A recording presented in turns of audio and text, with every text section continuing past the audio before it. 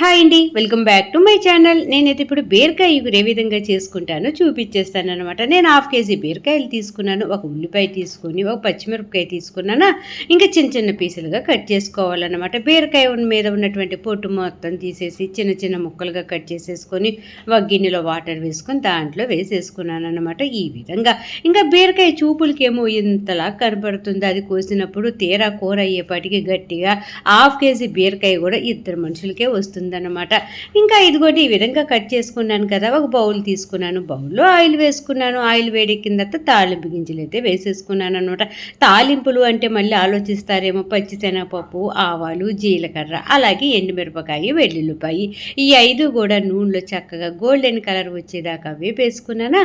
అవి వేగిన తర్వాత మనం ముందుగా తరిగి పెట్టుకున్నాం కదా బీరకాయ, పచ్చిమిరపకాయ, ఉల్లిపాయ ముక్కల్ని దాంట్లో ఆ తాలింపులో వేసేసుకున్నాను అనమాట.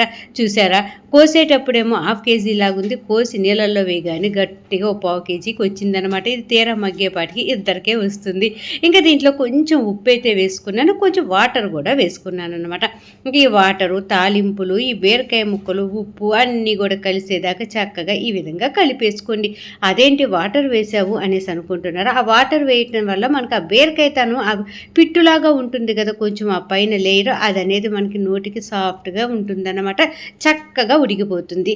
ఇదిగోండి ఇప్పుడు మనం మధ్య మధ్యలో ఒకసారి కలుపుకుంటాం కదా, అడుగంటుకోకుండా చూసుకోవాలన్నమాట. ఇదిగోండి ఇంక బీరకాయలో నుంచి ఎంత వాటర్ రిలీజ్ అయిపోయిందో కదా, ఈ వాటర్తోనే చక్కగా బీరకాయ కూడా మగ్గిపోతుంది అన్నమాట.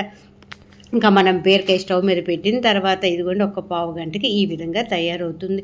చూడగా అలాగే కరిగిపోతూ ఉంటుందన్నమాట. ఇంకా మనకి బీరకాయ ఉడికింది అని అనుకున్న తర్వాత ఇప్పుడు దీంట్లో మనం ఎంత తినగలుగుతామో అంత కారం, ఎందుకంటే బీరకాయ అనేది చప్పగా ఉంటుంది కాబట్టి కొంచెం కారం ఎక్కువగానే పడుతుంది. ఇంకా బాలింతలకి అయితే చాలా చాలా యూజ్ అవుతుందండి ఈ బీరకాయ ఇగురైతే. ఈ విధంగా కారం వేసుకొని పసుపు కూడా వేసేసుకొని ఇంకా అడుగంటుకోకుండా చూసుకోండి. బీరకాయ అనేది ఏంటంటే త్వరగా అడుగంటిపోతుంది. ఇంకా అడుగంటిందంటే టేస్ట్ చాలా డిఫరెంట్ అయిపోతుంది కదా. కాబట్టి పసుపు కారం వేసుకొని ఆ బీరకాయ ఇగురిని ఇదిగోండి ఈ విధంగా కలిపేసుకొని ఇంకొక 5 నిమిషాలు మగ్గబెట్టుకున్నామంటే మనకి ఎమ్మి బీరకాయ ఇగురైతే సూపర్గా రెడీ అయిపోతుంది అన్నమాట. చాలామందికి బీరకాయ అంటే ఇష్టం ఉండదు కదా. ఈ విధంగా ఒకసారి ట్రై చేసి చూడండి, ఎలా వచ్చిందో మర్చిపోకుండా కామెంట్ సెక్షన్లో షేర్ చేసుకోండి. ఇంకా ఈ బీరకాయ కూర వచ్చేసేపటికి చపాతీలోకి సూపర్గా ఉంటుంది. ఇంకా పప్పులోకి బీరకాయ వేసుకొని తింటుంటే మటుకు సూపర్ నెయ్యి అన్నంలాగా ఉంటుందన్నమాట. ఇంకా అలాగే రసంలోకైనా, సాంబార్లోకైనా, పప్పుచారులోకైనా ఇంకా అదుర్సే. ఇంకా ఈ విధంగా ఒకసారి బీరకాయ ఇగురు మీరు ట్రై చేసి చూడండి, ఎలా వచ్చిందో కామెంట్ సెక్షన్లో షేర్ చేసుకోండి. మరొక వీడియోతో మీ ముందుంటాను. బాయ్.